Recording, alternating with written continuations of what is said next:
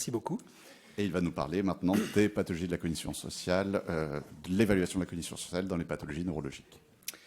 Exactement. Et je vais essayer d'aborder ça sous un angle pratico-pratique. Et puis je me suis centré aussi sur plutôt les pathologies neurodégénératives, d'abord parce que je les connais mieux. Et puis ça me permettait d'essayer de présenter des choses un peu plus dans les grandes lignes, même si vous allez voir, c'est pas si évident que ça. Donc je n'ai pas de lien d'intérêt particulier. Il faut quand même envisager que l'évaluation de la cognition sociale, elle commence par l'entretien qu'on a avec un patient. Parce que c'est une interaction sociale, et dans une relation d'entretien, vous êtes dans cette situation d'interaction sociale. Il faut aussi envisager que les patients qui ont des troubles de la cognition sociale, ils ne sont pas toujours conscients. Par contre, ils ont un truc, c'est que malgré leur manque de prise en compte de leurs difficultés, ils peuvent avoir des comportements très adaptés dans des situations standardisées, et encore plus dans une situation très hiérarchisée comme celui de l'entretien, et encore plus si vous avez une blouse blanche devant eux. Donc il faut aussi les regarder, je dirais, dans la salle d'attente. C'est un des neurologues qui m'avait formé qui me disait ça, il me dit, il faut les regarder dans la salle d'attente d'abord, tu vas voir. Et effectivement, il y a énormément en fait, de choses qui se jouent à ce moment-là. On apprend aussi beaucoup d'informations auprès des proches. Et il faut savoir, alors j'ai mis interrogatoire volontairement, hein, c'est un entretien qu'on a avec les proches, je suis d'accord avec ça, mais en fait, il faut aller les chercher. D'abord parce que parfois les gens ne souhaitent pas en parler. Et ils ne souhaitent pas parler des difficultés d'interaction sociale de leurs proches par pudeur ou par difficultés sociales. En fait, c'est difficile d'aborder certaines choses. Quand vous avez des troubles du comportement sexuel, en fait, qui sont des troubles des interactions sociales, c'est pas forcément la première chose que les gens vont raconter. Ou alors parce que leurs proches constatent des symptômes qui sont beaucoup plus invalidants dans la vie de tous les jours que ces troubles des interactions sociales. Quand vous avez un trouble du langage majeur qui réduit vos interactions sociales, mais les gens ne vont pas forcément parler des difficultés d'empathie de leurs proches. Donc il faut aller les chercher, ces informations-là, la plupart du temps, et il faut un informant fiable, c'est-à-dire quelqu'un qui vit avec. C'est-à-dire qu'il y a beaucoup de patients qui viennent sans leurs accompagnants, notamment quand ils ont des troubles frontaux, il faut le dire. Et puis il y a aussi un autre aspect, c'est que parfois ils laissent parler les enfants qui ne vivent plus avec leurs parents depuis 20 ans. Donc il faut demander, des fois, presque un voisin qui vient voir la personne tous les jours et un meilleur informant qu'un enfant qui est là pour le jour de la consultation ne vient pas. Ça a l'air évident comme ça, mais voilà, il faut aller le chercher, il ne faut pas oublier ça. C'est des modifications du comportement, on se voit ça, et des changements de la personnalité, et comme on l'a vu tout de suite, là, il faut aller chercher à la fois des altérations, en termes d'atténuation, mais aussi des exagérations de comportement. Une hyperfamiliarité qui s'installe, c'est une modification du comportement social chez les gens. Alors il faut aussi faire attention à la dimension émotionnelle. J'aborde pas ici la question du traumatisme crânien dans les maladies neurologiques, dans les pathologies neurologiques, hein, mais il faut bien envisager qu'un traumatisme crânien suite à un accident de la voie publique dans lequel le pronostic de en tout cas la vie de la personne a été mise en jeu, ça change votre façon de voir le monde. Et changer votre façon de voir le monde, ça change vos interactions sociales. Donc il faut réussir à faire la part des choses entre ce qui est réactionnel et tout à fait normal, ou suite à l'annonce d'une maladie neurodégénérative, du diagnostic d'une maladie neurodégénérative, il faut faire la part des choses entre ce qui va être de l'ordre du changement lié à ces conditions de vie, qui sont très très impactantes pour les personnes, de ce qui pourrait en fait relever de troubles réels de la cognition sociale. Ça aussi c'est un élément important. Il faut bien sûr prendre en compte le niveau socioculturel des personnes. Il y a des milieux dans lesquels les règles sociales sont extrêmement importantes, et puis d'autres dans lesquels elles sont moins respectées, ou en tout cas les proches en fait vont en tout cas être plus compliants par rapport à certaines modifications du comportement social des personnes. Ça, c'est extrêmement important aussi. Il faut tenir compte de l'évaluation cognitive globale, parce que vous allez voir tout à l'heure qu'il y a plein de répercussions. Et puis, pour finir, moi, j'ai appelé ma première diapo grande ligne, parce que je suis un peu déçu, en fait, par la proposition de façon récurrente, enfin, une proposition récurrente qu'on voit de guidelines, où on nous dit, voilà, il va falloir évaluer la cognition sociale de cette façon-là. Je ne parle pas du fait d'utiliser une batterie, hein, mais du fait que la cognition sociale doit être évaluée comme ça, chez tous les patients, de la même façon. Je trouve ça assez inquiétant. Surtout qu'on a réduit la plupart du temps à la reconnaissance d'émotions et la théorie de l'esprit. Voilà. Alors je vais quand même vous en parler puisque c'est ce qu'on fait la plupart du temps, donc je vais commencer par ça, puis je vais essayer d'ouvrir sur la suite. La reconnaissance d'émotions, je vous dis juste quelque chose, il faut faire attention à la façon dont c'est présenté. On utilise encore très très souvent en fait les visages d'Ekman, qui sont des visages... alors c'est pas seulement le fait qu'ils soient en noir et blanc, même si vous imaginez bien que certaines émotions en noir et blanc ne se traduisent pas de la même... Enfin, en tout cas, il y a une coloration justement qui n'est pas la même. Et puis il y a un autre problème, hein, c'est que ce sont des émotions caricaturales, mises à l'extrême. Ce qu'on voit justement dans la batterie TREF, ce qui est intéressant, c'est qu'ils sont allés regarder des degrés d'intensité. Et puis ce qu'on devrait peut-être, vers quoi on devrait aller, en fait, c'est un matériel vidéo. Parce que l'émotion, ça passe sur un visage. Et ça doit passer. Vous voyez, quelqu'un qui continue à vous sourire comme ça, je ne sais pas vous, mais moi c'est presque inquiétant. Il y a quelque chose normalement qui s'installe dans la relation qui ne devrait pas avoir lieu. D'accord ? Donc il faut savoir la détecter au bon moment. Et dans la vie de tous les jours, il y a beaucoup de patients qui vont se plaindre du fait que, ou en tout cas leur entourage vont se plaindre du fait qu'il a vu l'émotion, mais trop tard, ou il a vu l'émotion quand elle était exagérée. Mais des émotions discrètes, alors ce que permettent les degrés d'intensité, ça c'est intéressant. Et puis même si on n'a pas des fois de matériel, il ne faut pas obliger que ça vient d'une banque proposée par l'Université d'Amsterdam, en fait, avec des dizaines et des dizaines de visages qui expriment des émotions. C'est standardisé, c'est reconnu en fait par tant de pourcents de la population, donc on peut s'en servir spontanément comme ça, c'est très très intéressant. Donc d'abord il peut y avoir des aspects perceptifs, et puis ces aspects justement de dynamique nous permettent de faire la part des choses entre quelqu'un qui va reconnaître l'émotion sur un visage et quelqu'un qui va la reconnaître mieux, ou pas la reconnaître sur un visage en termes de photo, mais mieux en fait avec une vidéo, et voir s'il n'y a pas une dimension perceptive. Nous, ce qu'on a pu voir aussi, c'est qu'il peut aussi y avoir une dimension sémantique. Je ne passe pas sur ce travail, je mets juste la référence si ça vous intéresse. Ce qu'on a pu montrer, en fait, c'est que dans la démence sémantique, qui est une pathologie qui touche en fait le système sémantique chez les personnes, ben, vous avez un défaut de reconnaissance d'émotion qui s'explique très très bien en fait par la perte des connaissances et des concepts émotionnels. C'est-à-dire que les patients ne savent plus ce que sont certains concepts, et ça a un impact sur la reconnaissance des émotions. Ce n'est pas perceptif, c'est le sémantique en fait qui joue pas son rôle pour la reconnaissance des émotions. Donc il y a à la fois du perceptif et du sémantique dans la reconnaissance des émotions. C'est un premier message, c'est assez simpliste, mais ce qui est très utilisé aussi, et ce qui est très proposé, ce sont des tâches on les appelait les tâches d'attribution d'intention avant, en fait c'est la tâche dite de Brunet et Sarfati, mais cette tâche-là, c'est celle qui avait été utilisée par Premack et Woodruff pour tester un chimpanzé. Alors je dis ça souvent en rigolant, mais il faut quand même le considérer, c'est-à-dire les chimpanzés ne parlent pas, on est d'accord? Les êtres humains parlent, mais on continue dans certains cas d'utiliser des tâches en fait, qui ne mobilisent pas le langage, alors qu'on pourrait très très bien discuter avec les personnes. Moi, ça me surprend toujours, et on ne sait pas en fait ce que les gens vont comprendre, parce que la consigne de cette tâche, c'est comment se termine l'histoire. Alors, d'habitude, j'essaye de faire moins de critiques, mais je passe quand même sur un truc. Si vous regardez l'attribution d'émotion de la petite fille, quelle est l'émotion en fait que vous attribuez à quelqu'un qui reçoit un cadeau, et en fait qui n'est pas le cadeau qu'elle souhaitait avoir? Bon, elle va être triste, déçue, si vous voulez, mais quelle émotion elle affiche? Je ne sais pas, à Noël, si vous avez dit à votre grand-père en fait, que ce qu'il vous a offert, c'est complètement nul, vous allez voir si socialement c'est adapté. Donc en fait, la question de la bonne réponse là-dedans, elle n'est pas si évidente que ça. Parce que la question de la bonne réponse, elle dépend vraiment de ce qu'on veut savoir. Est-ce que c'est ce qu'elle ressent? Est-ce que c'est ce qu'elle doit exprimer? Et la question ici, c'est comment se termine l'histoire? Et comment se termine l'histoire? Ça dépend de ce qu'on attend. Donc finalement, réduire les tâches à un matériel en fait, très très simplifié pour s'affranchir de troubles du comportement, c'est pas de troubles de compréhension, je trouve que c'est pas toujours une très très bonne idée.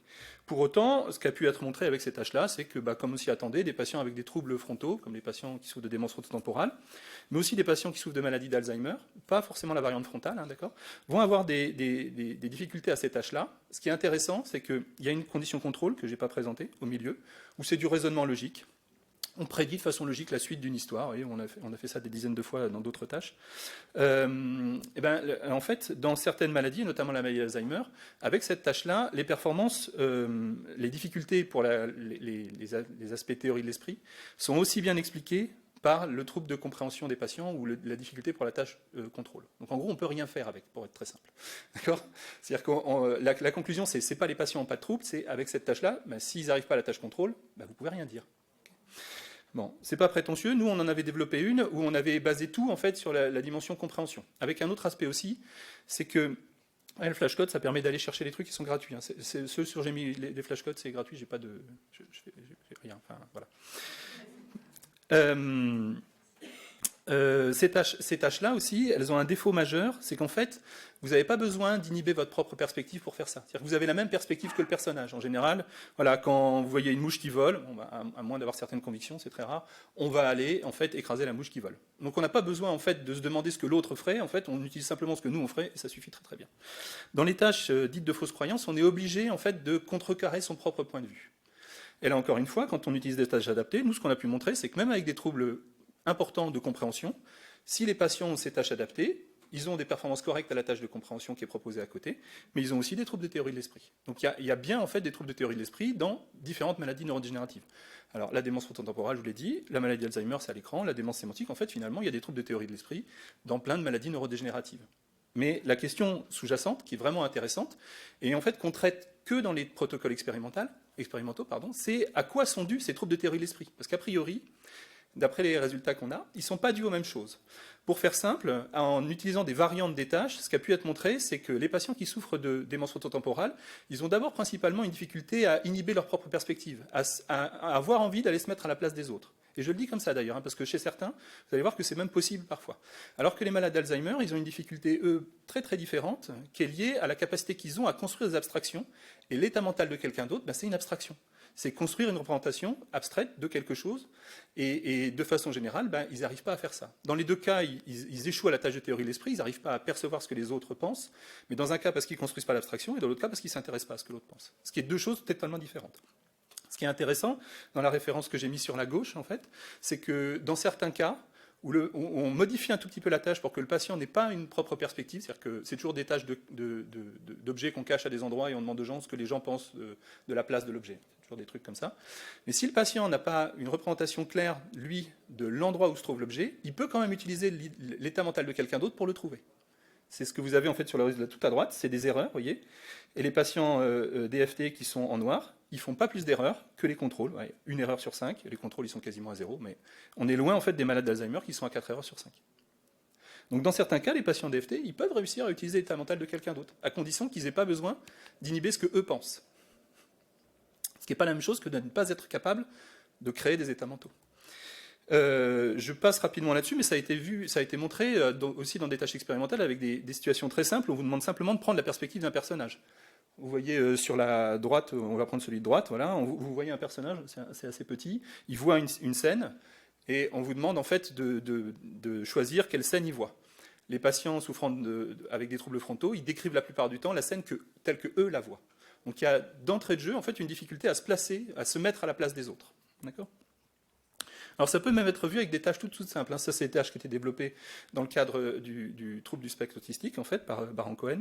On vous demande en fait qu'aime ce personnage. Vous dites que il aime Bambi. C'est assez simple en fait, parce qu'il sourit et il regarde vers Bambi. C'est un truc tout bête.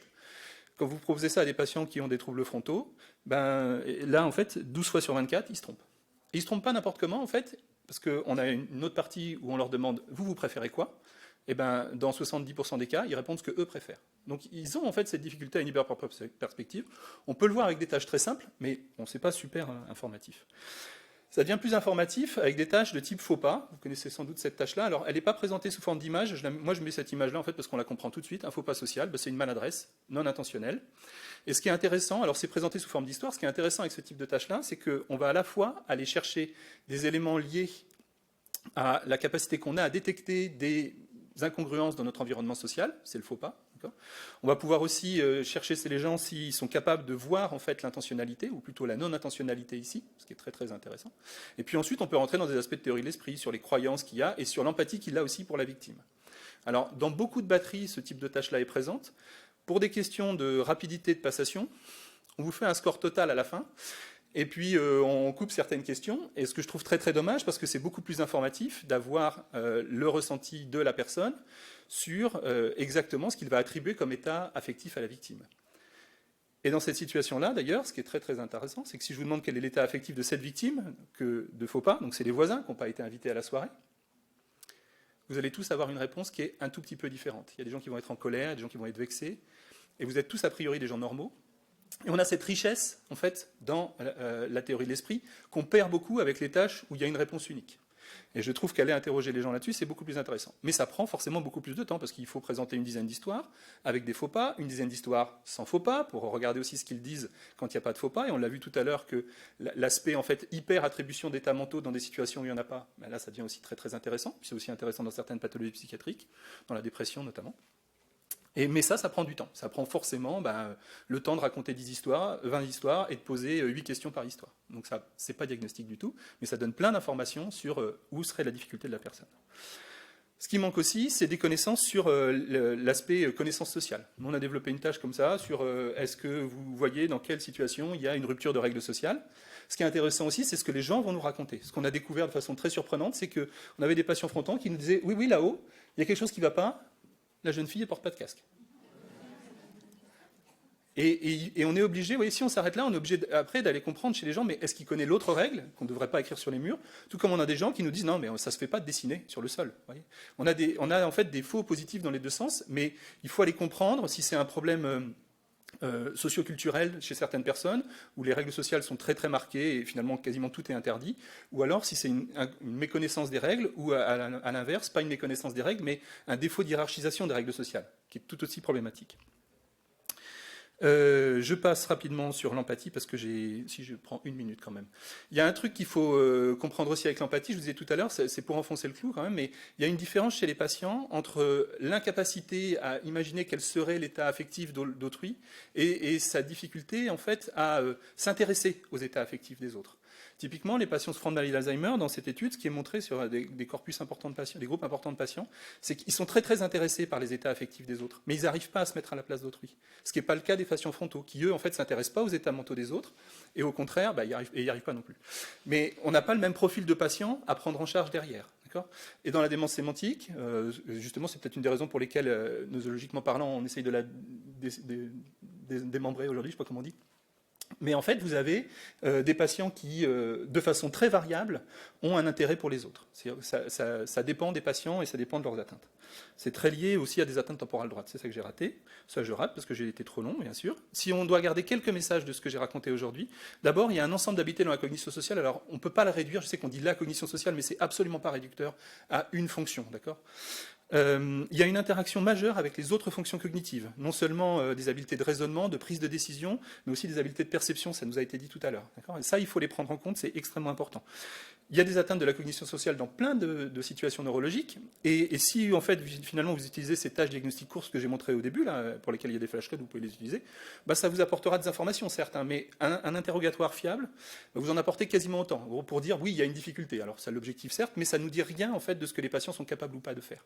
Et c'est pourtant ce dont on a besoin, ce qu'on a besoin de savoir pour réussir ensuite à expliquer aux familles, en particulier les aidants, qui ont déjà une charge majeure en fait, quelles vont être exactement les difficultés d'interaction sociale de leurs proches, pour essayer d'envisager des adaptations de l'environnement. C'est pas la même chose, en fait, de se dire que quelqu'un est incapable de prendre la perspective d'autrui, et il va falloir réfléchir à vivre avec cette situation-là, ou quelqu'un, en fait, qui a du mal à se construire sa représentation mentale, et peut-être qu'en lui expliquant, puisqu'il s'y intéresse, on va arriver à faire quelque chose. Et en termes de prise en charge, ça change aussi, parce que les familles leur expliquer que la maladie fait qu'ils ont ce désintérêt vis-à-vis d'eux, et qu'il ne faut pas qu'ils le prennent comme quelque chose de personnel, ça lève des fois beaucoup de difficultés relationnelles au sein des couples, et des fratries. Avec les enfants. Voilà, je vous remercie de votre attention.